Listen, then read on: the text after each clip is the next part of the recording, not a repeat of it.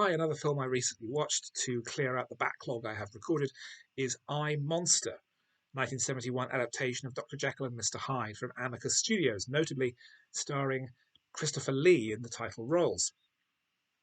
It's an interesting subject. I use the word interesting a lot, but in this case it's notable because it depicts Jekyll and Hyde as in a specific way, where Jekyll is trying to separate the good and bad portions from his personality, and over the course of the story, Hyde starts to degenerate more and more and more.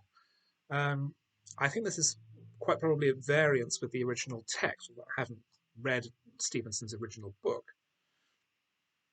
Um, Christopher Lee considers this to be one of his finest performances, or did rather, and I can't help but agreeing. There's an interesting, marked divergence between the two halves of the character, or as I say, Dr.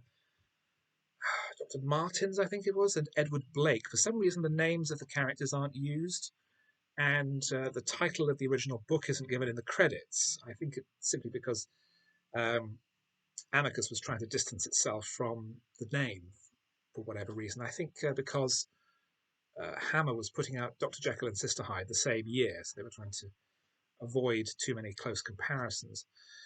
But it's a strong performance by Lee. His doctor character is aloof but engaging, trying to use the studies of Freud to unlock the powers of the mind, and the basing of the film's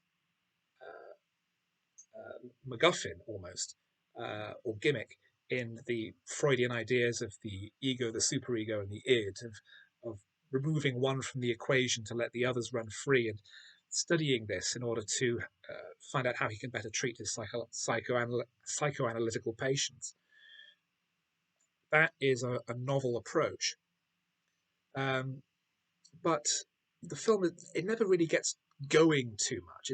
It's extremely short. It's barely an hour and a quarter, less than that without the credits. Probably barely an hour and 10. And the climax is particularly underwhelming. Hyde falls down some stairs and he dies, and that's it. It's it's it's almost as though when he was writing the script, producer Milton Subotsky simply ran out of paper for the typewriter and just rounded it off where it was.